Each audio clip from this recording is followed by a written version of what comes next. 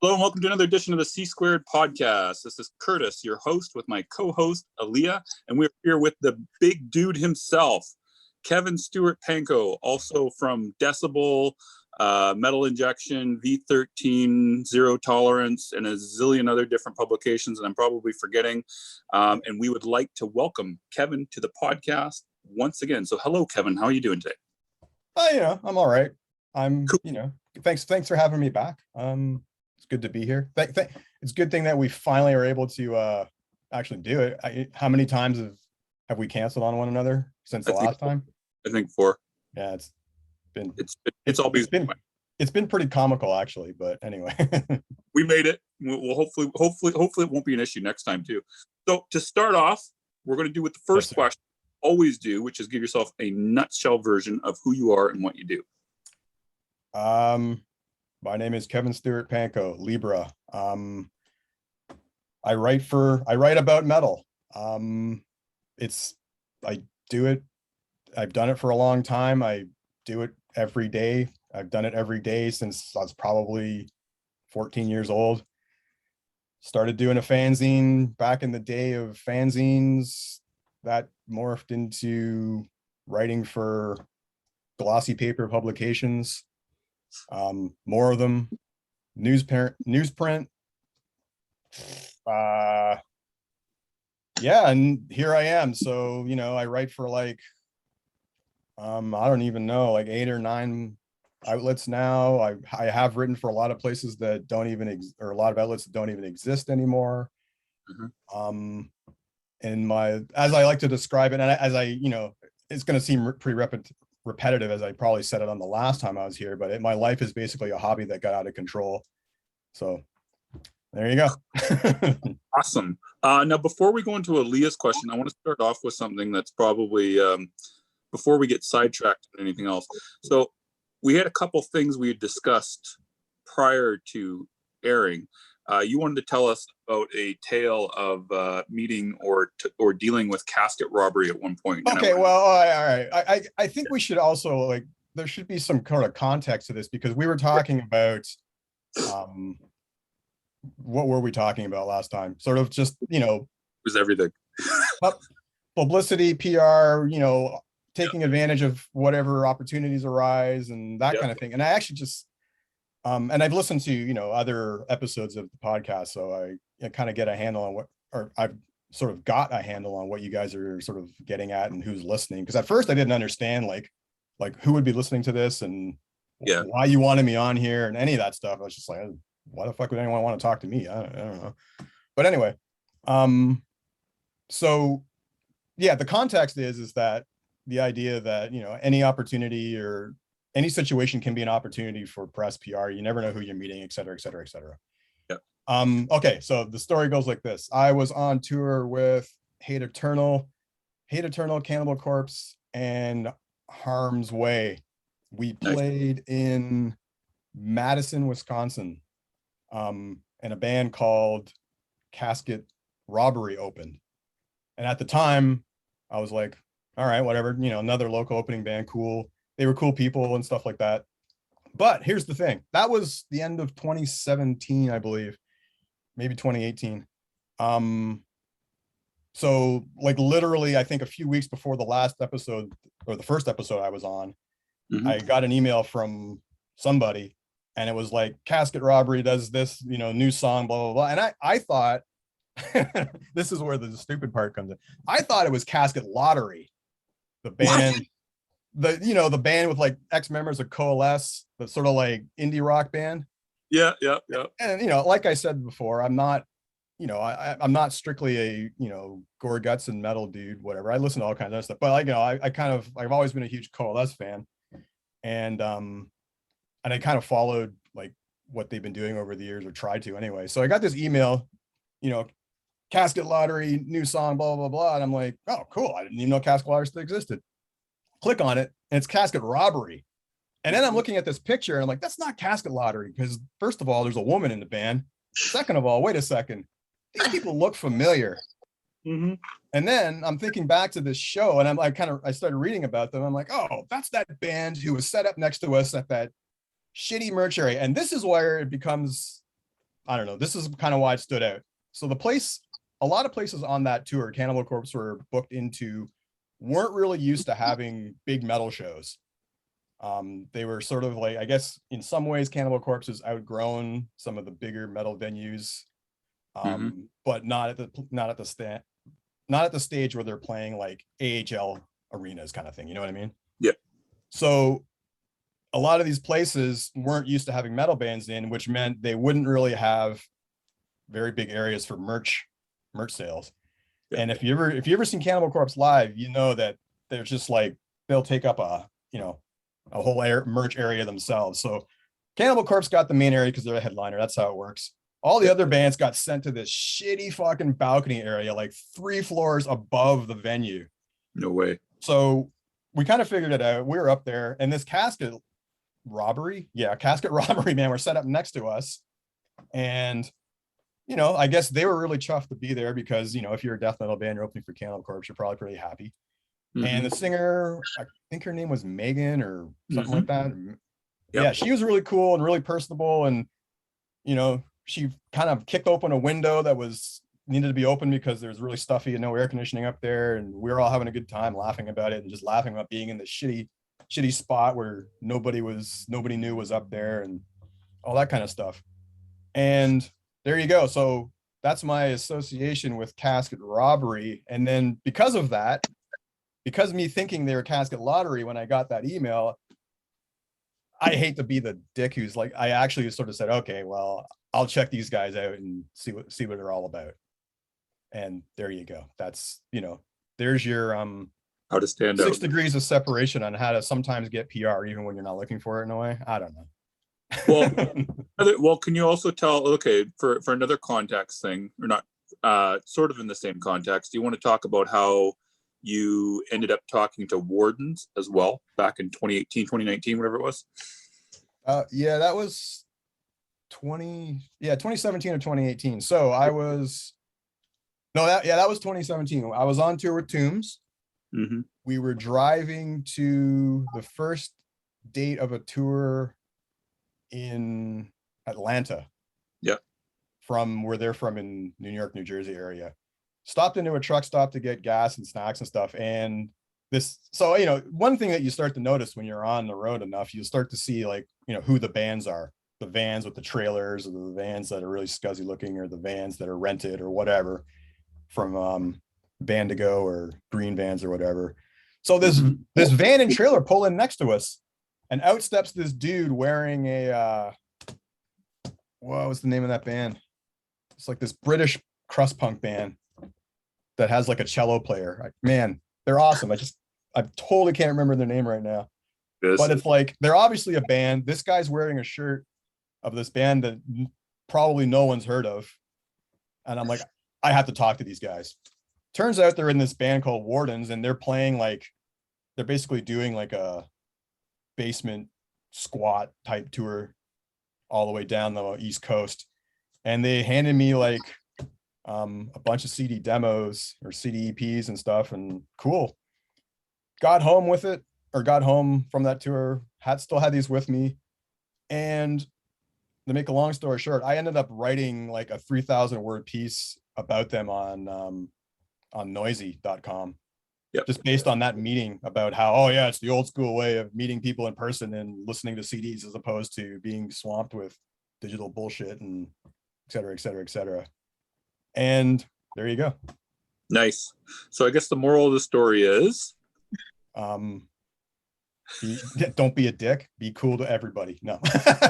Well, it was more like you never know who you're going to be running into, and you never know who you're going to be running into. But also, I mean, I know it's hard sometimes to not be a dick because moods, lack of sleep, lack of lettuce, all that kind of stuff goes into playing into bad moods and sunny and not so sunny dispositions. But man, just pat a few backs. What is the expression? Shake a few babies, kiss a few hands. Something like that. Yeah. Something like that. Sorry if that derailed your initial questions, guys. No, it's all good. I think Aliyah wanted to ask the next question, though. All right. Yeah, but I wanted to say it's actually just kind of an old philosophical principle, like to always be kind. as they say, you never know, you may be entertaining angels unaware, you know, just always be a good person. Yep. As hard as sometimes it may be. Yeah. So always try, I guess. Always try. Yeah. But you mentioned that you write for several different publications and you have done so for such a long time. And I wondered if you could give us a little insight in detail, like what is your favorite way to receive pitches? Like if a band were to pitch you, how would you want them to pitch you? Other than in person. I think that it's kind of hard to say because I mean, like my favorite way, I mean, as long as something is clear and concise. The one thing I have noticed ever since, and maybe I didn't notice this before, or maybe I did and I just never paid attention, but since the last time I was on, I started noticing just sort of more so how press packets are constructed and what sort of irked me about them and what didn't. I guess there isn't really a particular way to say get my attention, but I will say that what does get my attention is, you know, your usual stuff. Throw in a for fans of, please. And also, if you're gonna do that, like at least put a little bit of like thought into it, as opposed to saying, hey, we're a thrash band and we sound like Slayer, Exodus, and Metallica. It's like, well, unless you really do, I mean, why not say, you know, Violence, Death Angel, and, you know, In Destroy or something, like give it a little bit of, like, you know, separate yourself from the pack a little bit. One thing that I've also noticed, and this is also going back, like, you know, to the Stone Ages, just terrible pictures. I mean, I'm not gonna not listen to something because a picture looks bad, but I just find that like dude standing in front of a wall is kind of played out. Yep. And dude standing in a forest, while, you know, maybe not as old as dude standing in front of a wall, is kind of getting played out too. I sort of like to give you a story of, you know, just how to possibly gain someone's attention that way. Is I have a friend who is a professional photographer. She works in like stock photography stuff, or at the time she was anyway. And she also does concert pictures. She takes band bio photos, promo shots, the whole thing. And I ran into her once at some point when she was getting laid off of a job or something, and we were just kind of talking about, you know, how to go forward. And she wanted to go forward more working with bands. And I was like, okay, well, you know, you're a photographer, you must have all kinds of crazy ideas as to like how to just gussy up band promo shots. And she's like, well, not really. And I'm like, what do you mean? So I just started listing off, like, you know, do this, do this, and this. And I couldn't believe that somebody who was a professional photographer hadn't thought of some of this stuff. But, you know, try and be a little unique, I guess. You know, especially in cases where, you know, idiots like me are getting like, you know, 200-300 emails a day and 175 records sent to me like a day kind of thing. And it's like, it's not always going to be the, you know, how great you think you are that's going to get me. It might be something as unique as a picture, or it might be something unique as, hey, they compared themselves to some obscure band that I used to listen to in like 1992, and oh, I'm going to check it out. Or, you know, an awesome bio could do the trick, or an awesome band name could do the trick. So, I mean, I'm not really one that's down for the whole flattery will get you everywhere thing. I'm not really one who's down for as much for the personalized stuff. I don't really care if you know who I am or if you follow what I've written over the years and stuff like that. Yeah, I don't know what else to tell you. It's just kind of like, I know people would like to sort of personalize stuff to people, and people like receiving personalized sort of pitches. Yep. But I also realized that you're sending this out to more than 5 people or more than a handful of people. So I expect some form of form letterness. I expect some form of generic, I don't know, whatever you want, generic text speak or something. So I don't get offended at that stuff like that. I don't know. It sounds like there are some people out there who do, and I don't know. I guess that's to each his own. But with me, it all boils down to, you know, if I'm going to hit play on this, if it's good, then it's going to connect with me. It's not so much the way you describe yourself that connects to me, or, you know, how awesome your hair is, or, you know, what awesome cool band, you know, bootleg shirts you have in your picture. It's like, you know, I mean, all that might play into it. If some dude's wearing like a rare, you know, homemade Nihilist shirt, I might say, oh, okay, well, at least he went that far. Let's check it out. So I want to ask you, going back just a little bit, Kevin. Sorry, Aliyah, if I'm not getting on the right track, but you had mentioned before about how you prefer, unless I misunderstood, you prefer CD over digital. Is that the case with reviews and stuff, or I think I lost you? No, it doesn't matter. I mean, okay. I have, you know, if I turn this, you know, my computer this way, you'll see that I don't need any more CDs.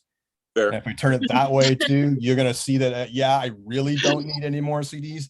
However, if there's something really cool that's out there and whatever, I'm not a, you know, I'm still a fan. I still buy stuff. So, I don't necessarily require any, you know, preferred format. I mean, I know obviously digital is the easiest way to do it. Yeah. So, you know, whatever you want to do. Shipping's a pain in the ass. I live in Canada, so, you know, if a band's shipping from somewhere else, it's probably going to cost them, you know, at least a midget arm and a leg. So, you know, don't bother. Like, you know, save yourself a little bit of, you know, Starbucks money or something. I don't know. So, okay, so you don't care about that. So last thing before we go on to the next question though is, one thing that I always get asked is, does giving the reviewer a CD bump you to the top of the list? No, my list is all based on, okay, so there are various lists.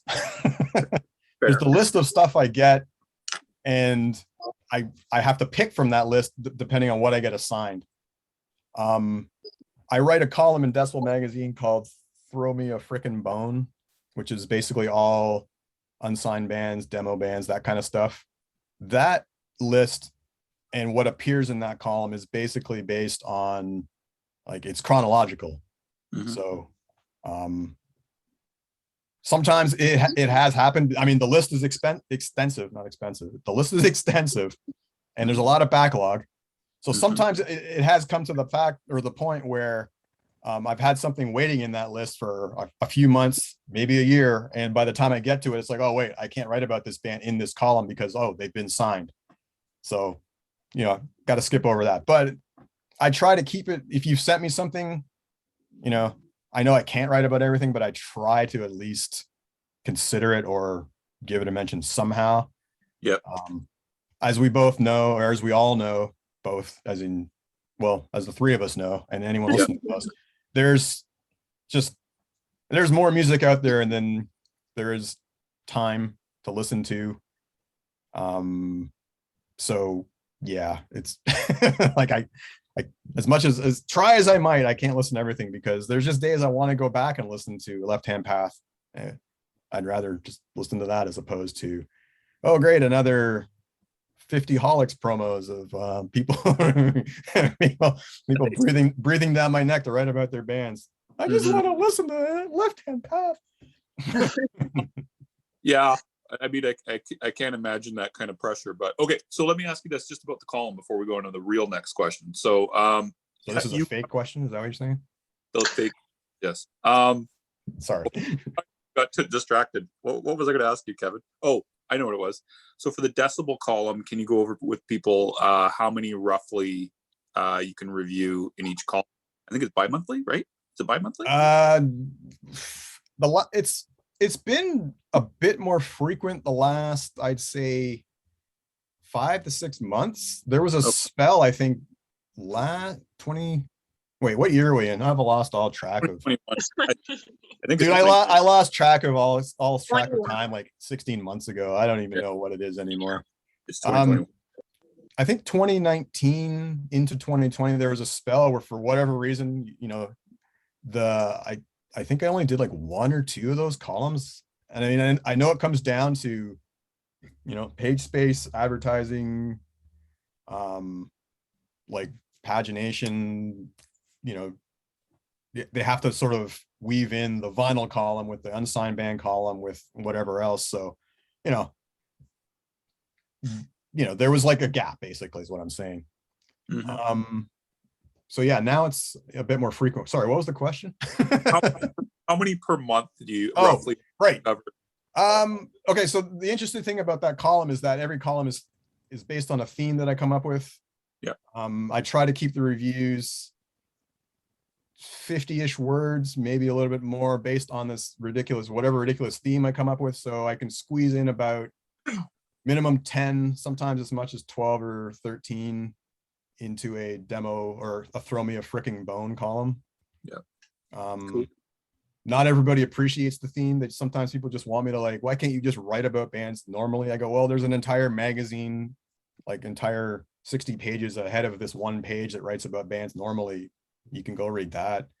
No one's told me not to do it at Decibel, so I'm gonna keep doing it until they tell me to stop. There's another philosophy of the way my life is run. Keep doing it until they tell you to stop. Well, no one's told me to stop writing about music yet, so I can't stop. You know what? I'm going to let Aliyah follow up the question. Well, I lost my spot too. I was going to say, don't bring that into the our talk discussion about consent, but yes. Sorry, that's not. Oh man. But no, I think that it's really beneficial that Decibel has all those different sections and types of columns, because otherwise it just allows a place for people who aren't signed, people who have like the Small Mercies column and Metal Hammer. It's like those types of things that just allow smaller bands to kind of get in there a little bit, but they don't have to. Yeah, it just allows them to leak in a little bit. Yeah, no, and Metal. Well, I also write for Metal Hammer, so they have like the band of the month stuff, or what is it? Is it called band of the month? Whatever it's called. I know what you're talking about. Yeah. So I've done a couple of those too, and so yeah, no, I mean, I think that anybody who's involved in metal at this level understands that this scene has kind of built itself over the years. It's like, don't forget your roots, that whole sort of thing. So you also have to look at the fact that that's the future of this whole mess. Right. Cannibal Corpse aren't going to be around forever, as much as we'd love them to be, but at some point. Yeah. Do you have a favorite type of column that you write?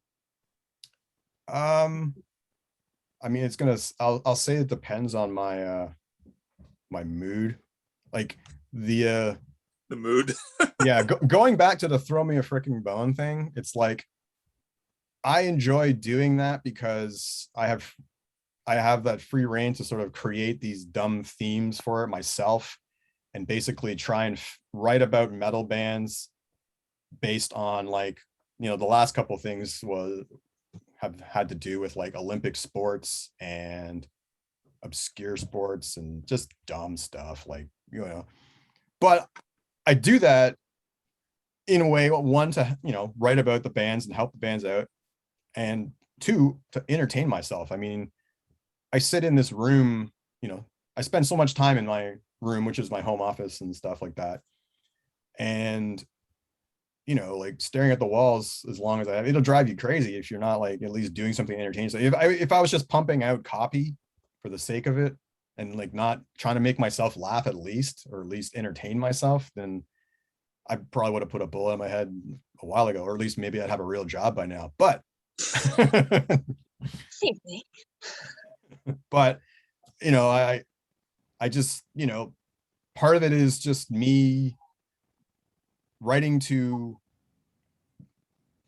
whatever I think the audience is, but I'm the the jerk at the front of that crowd. I don't know.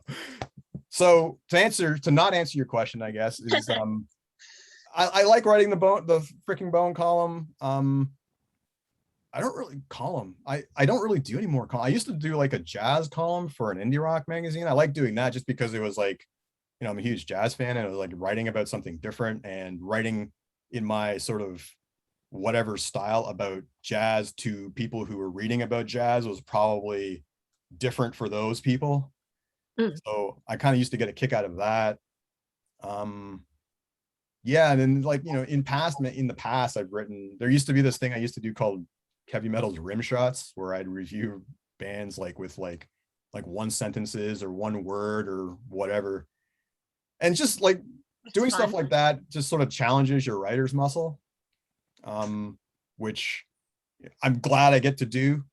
And you know, yeah, I'm happy I get to do that, as opposed to, like I said, just churning out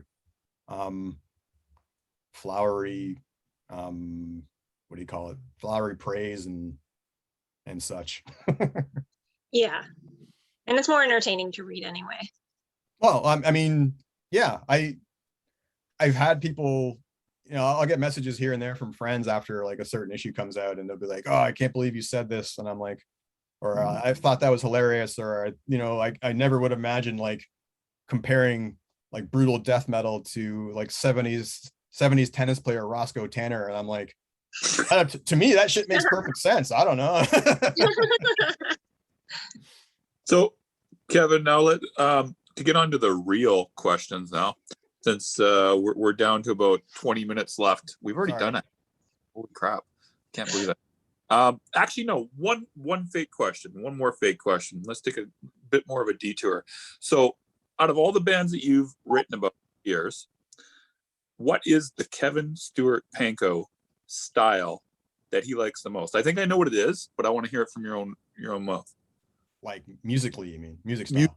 Yeah, like what is the type of band that Kevin likes to write about the most? Like if you pitched him this type of band, you'd be like, I'm all fucking over it. I'd go with,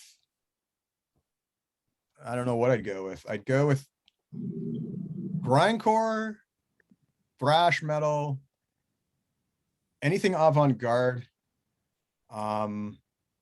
which, you know, avant-garde / weird.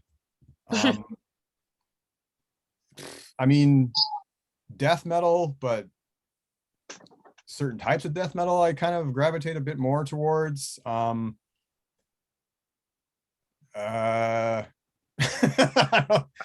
crap. Like I like a lot of instrumental music. I don't know what to tell you, man. I mean, like I could tell you all that and just list off all like what I've just listed off.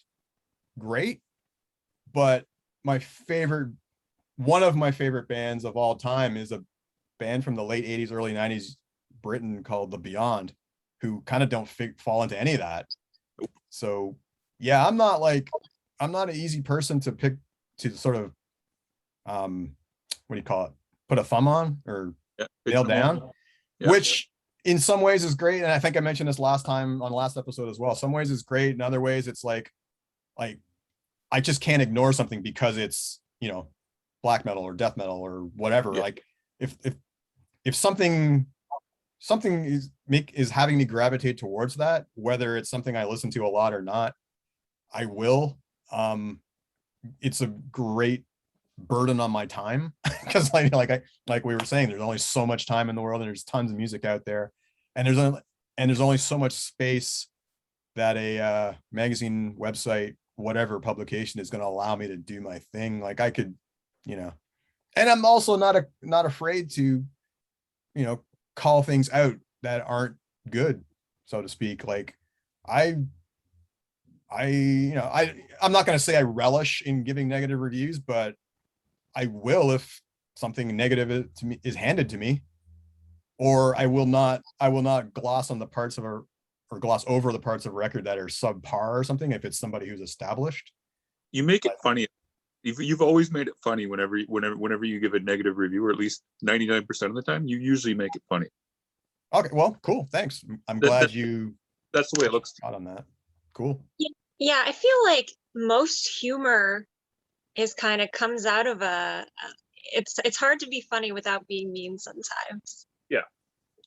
Yeah, I mean, but meanness is made so much better by humor. Right. Yeah. I mean, like, there's a reason that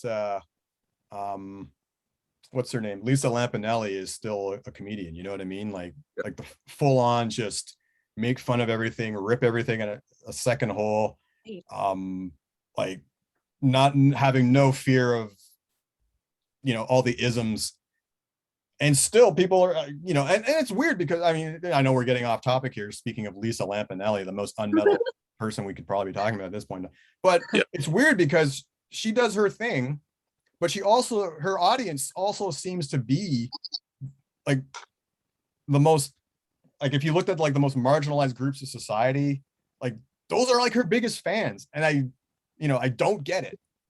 But now, I don't know, I guess, certain groups of people are, maybe they're able to sort of, I don't know, use their sense of humor to deal with their pain and oppression and whatever else. And she speaks to them, and I don't know, man, it's a very tangled web, this damn planet we're rotting on. True. So Aliyah, I wanted to have you ask the last question before I go to the next question, because that might take a bit, and we only got like 15 minutes. I don't want that question. Okay. Kevin, can you explain to us why are you not on social media? Do you have reasons? I mean, I don't know, it's just not my thing. It never really was. I don't really feel the need to like put my life out there for strangers to know. I always say, like, to friends of mine who say, hey, well, what have you been up to? If you've been up to, or, like, if you just post this stuff online or on Facebook or like whatever, like, I'd know. And I'm like, well, you can just ask me. Like, you have my phone number, you have my email address. Like, if you want to know that badly, if it's that important to you, like, whatever, or I'll let you know. I sit in front of a computer enough. I don't need to sit in front of a computer more doing Facebook and following people on Twitter and whatever else. Granted, I'm also a very private person. There are, some I don't even know what I'm getting at. I just don't feel the need, or like, Sure. Yeah, I guess that's kind of what it boils down to. And I find it really time consuming. And also, like, the whole, I have issues as well. Here we go. As somebody who has been a victim of identity theft, I just don't feel the need to, like, make it any easier for, I don't know, Russians, I guess. I don't know, whoever's out there doing that stuff. So, yeah, I mean, it's funny because I had some pretty ridiculous stuff happen to me a few years ago, and I voluntarily, well, half voluntarily, kind of half out of necessity, had to pull a lot of stuff offline, like a lot of my banking stuff, a lot of anything that would kind of identify me, as I sit here talking on a podcast to, like, her, of course, but whatever. No one's ever accused me of being the smartest person in the world. But anyway, yeah, no, it's just one of those things that, to me anyway, it just seemed like it was something that didn't really seem like a very good use of my time. And I understand, people are into it. There are very good reasons for it in terms of keeping in touch with friends and family, which you'd think for somebody like me, who's most of my friends live in other countries, I would be on Facebook or whatever the new hip thing is now, that Facebook's a right-wing cesspool of misinformation. according to all the tech headlines I've been reading. But anyway, yeah, no, it's just not my bag, man. So, but I'm not gonna, like, look down or talk down or think less of somebody because they're into it. And I understand, especially for bands, businesses, magazines, publications, whatever, like, it's a necessity. Yep. So there you go. Were you ever on social media, and then you just kind of like Never? Okay. I've never. Okay. Well, and I feel like you're already to the point in your career where you don't need to connect with more people. People find you. People seek you out. Yeah, so business sure. work, not so much a necessity for you. You're probably right. I don't know. I mean, I've had friends tell me that I've probably missed out on a lot of opportunities not being on Facebook and stuff like that. But I guess I'll never know. In the same way that, people who will ask me, people who aren't involved in metal will ask me, what do you, what's your connection to that quote unquote white boy music? And it's like, oh, I'm half white, half black, by the way, if you didn't know that. So it's like, there's a side to it where it's like there's certain people in my life who just don't get why I don't listen to exclusively black music. You know what I mean? Yep. And it's like, well, I don't know. I don't know where I was going with that, but music is music though, and it doesn't have to have ties like that.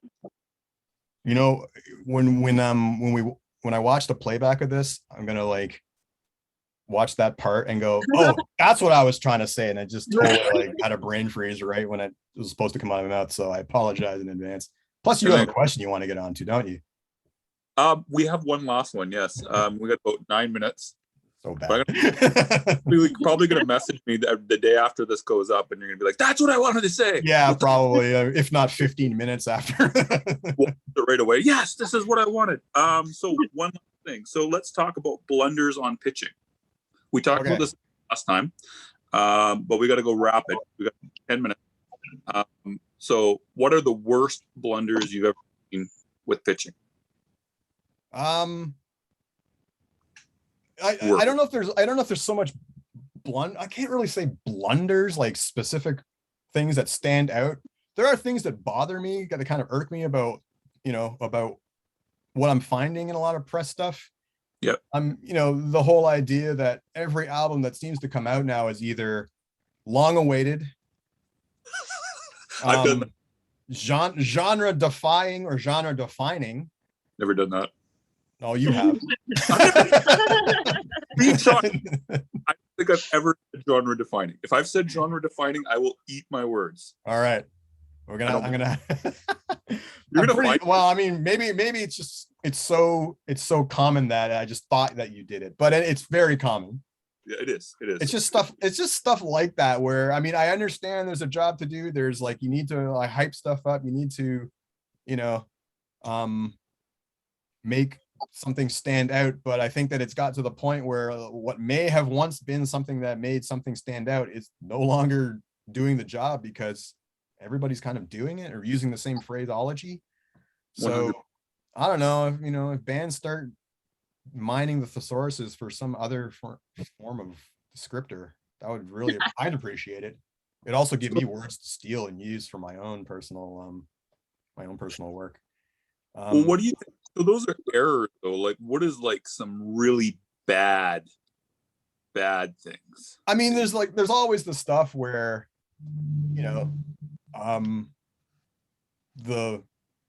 there's like a whole diatribe about this, that, and then they don't send the record, or they send the they don't send the link or the MP3s. It's just not attached. I get it. Yeah. Yeah, I get it. I mean, normally when that happens, I mean, the thing is though, stuff like that happens to the smallest of press PR people to the big. I mean, there was something just today where the people who take care of I'm on a lot of mailing lists because I used to write for alternative press and Magnet, so I'm on a lot of indie rock and other forms of music press lists. Yep. And there's just something today from the people who handle some big name band. I can't remember. Like, they're huge. Like, if I pulled it up, whatever. They sent out something, and then later in the day, I got another email saying, big black letters in email. Please ignore. Don't mention this. Don't post this anywhere. This was a mistake. Blah blah blah blah blah. And I'm like, oh, okay. I mean, shit happens. I mean, we're all human. We all make mistakes, right? So I mean, if we didn't make mistakes, most of us probably wouldn't be here. Yeah. But I'm bummed.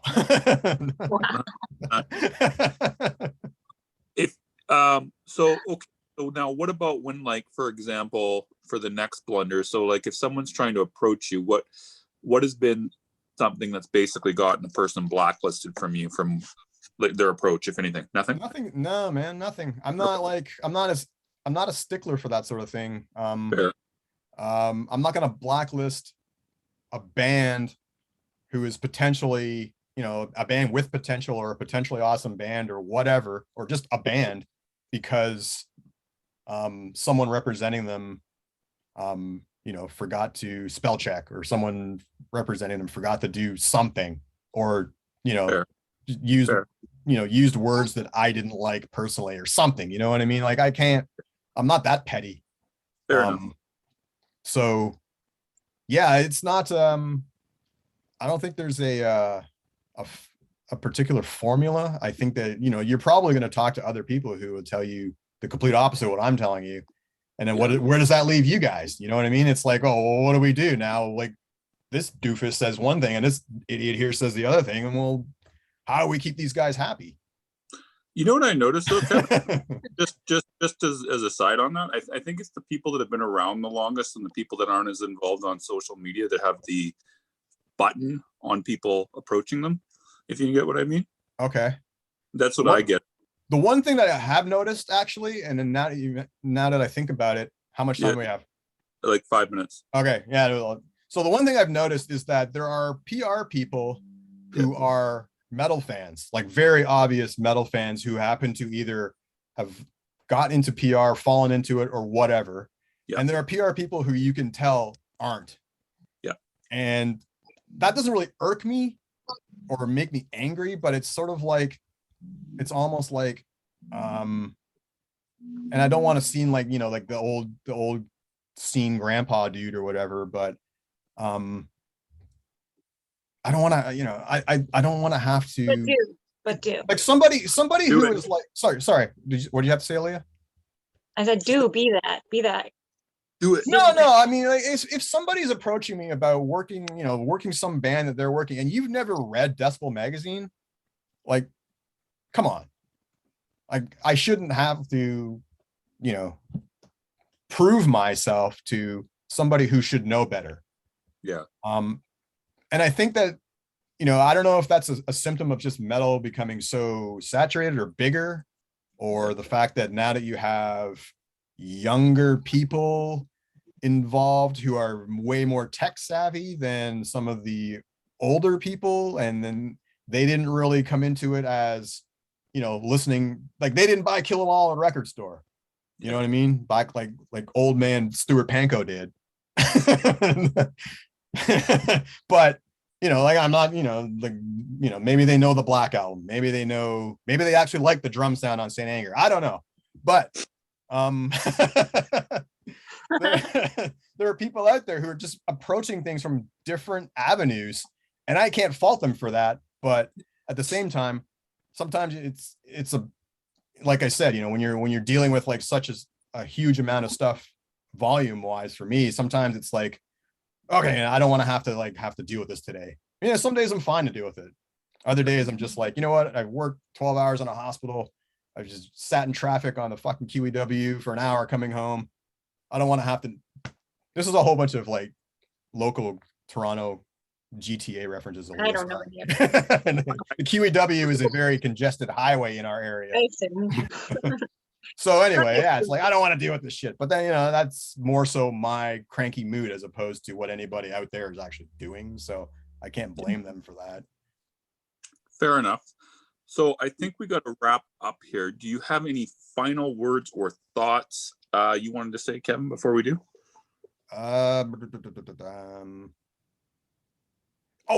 This is what I was going to mention to you, actually. One of the things that I wish PR people would start doing now, now that shows are back and tours are happening, is instead of just announcing a tour, sort of give like regular updates on what's going on those tours, especially now that tours are, sometimes they're happening and then they'll there'll be gaps because somebody on the package gets COVID and they have to cancel 6 dates. Or, I didn't even know this the other day. I don't know if are you familiar with the Eve of Darkness book, Curtis? Like that History of Toronto Metal thing? I don't think so. No, I've never heard of that. There was a launch party for that book a couple weeks ago in Toronto. And I ran into Noel, who is the big metal promoter in Toronto. And I was just asking him, like, as a guy who promotes shows for a living, what the hell have you been doing the last 18 months? And we just got to talking about stuff. And he was saying that he's listed off a bunch of tours that have happened, like that have gone off without a hitch. That I didn't even know. I mean, DSI did a full US tour like a couple months ago and it went off without a hitch. No COVID, no nothing.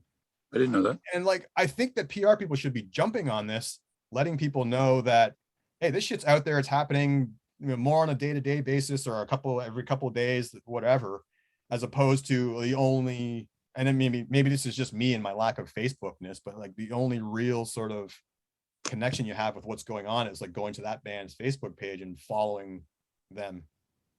Does that make sense? It does 100%. And I'm keeping that in mind for whenever we get. I love this site. Cool. Aliyah, did you have a final question for Kevin before we wrap up? I did, but I forgot it. Okay. All right.